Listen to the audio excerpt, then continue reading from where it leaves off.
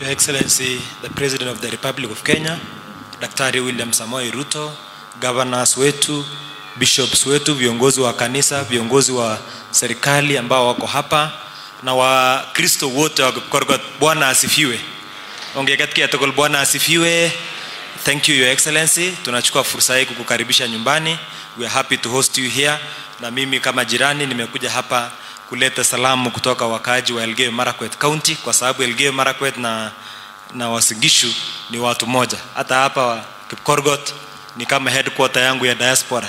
Ngawaje siongei sana kwa sababu koti moja hako hapa. Your Excellency, we want to thank you so much for coming, and I want to take this opportunity also personally to thank the church led by the bishop wa eneo hili na pia Wakristo wa Kipkorgot. This church is magnificent. Na nyinyi mlifanya kazi kubwa, and we want to appreciate you. I also want to appreciate something that maybe someone has not mentioned. The way you have integrated watoto wetu kwa mambo ya kanisa. Nimeona mmefanya kanisa ikuwa attractive even to our children.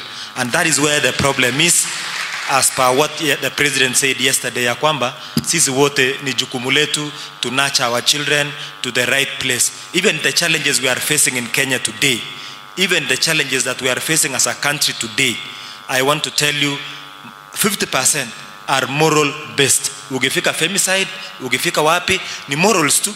Hata ukiandika ndugu yako akuchungia M-Pesa, anachukua pesa yote kwa M-Pesa, na ni ndugu yako anachukua pesa ya M-Pesa, anawacha M-Pesa ikufe. Kesho anakuwa jobless na ameharibu pesa just because of morals. It's only the church which will be able to help us. Ya pili, Your Excellency, ningependa kukushukuru kwa ile maendeleo umetufanyia hadi kwa sasa. Na there is no other place tunaweza kuambia wewe hii mambo. We can only tell you at home. We want to encourage you and tell you, even when the Israelites were going to Canaan, walipigia Moses kelele sana na Aaron. Any transition is noisy and has casualties. Na wanasema ukitaka ndio usifiwe kabisa, kaa chini na usifanye chochote. Your Excellency, kama ungekuwa unafanya chochote ungekuwa unalala mzuri bila mambo mingi. But because you want to take Kenya to the next state, there is no transition. Hata China 1978 walikuwa ingine inaitwa sherehe, walikuwa naita kuna kitu ilikuwa inaitwa community, walikuwa napiga sherehe mpaka a new prime minister came na akaambia wao maneno ya cultural, ilikuwa inaitwa cultural, ni kama klabu ile zamani ilikuwa huko, ile moyo alifunga, kila kitu ilikuwa sherehe mpaka akaambia now it is the end of sherehe, it is now to real work.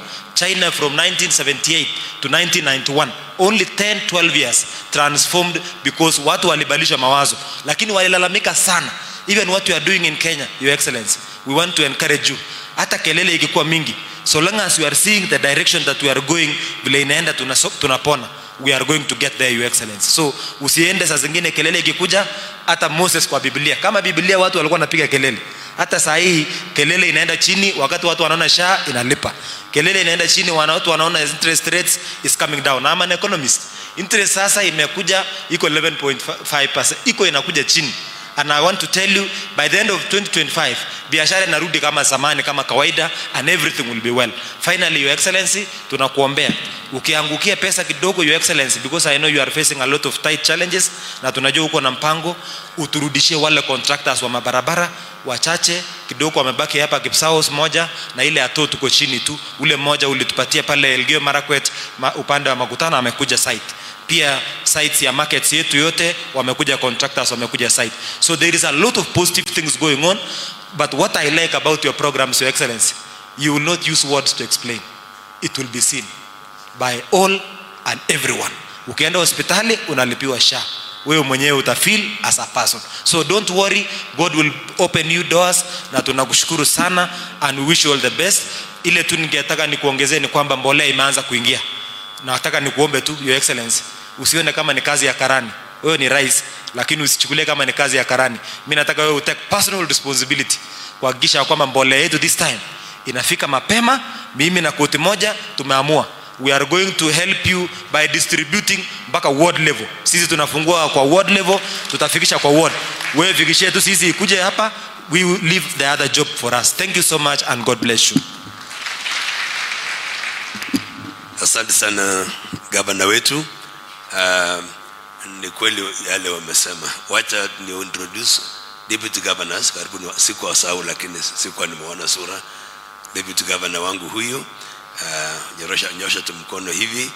anaitwa Mheshimiwa Kapkea, amekuwa mjumbe wa kata ndogo inaitwa Tembelio, na juzi nikaona ni heri tulete MCA akuwe deputy governor kwa sababu anaelewa devolution zaidi, na tukatoa katikati yetu.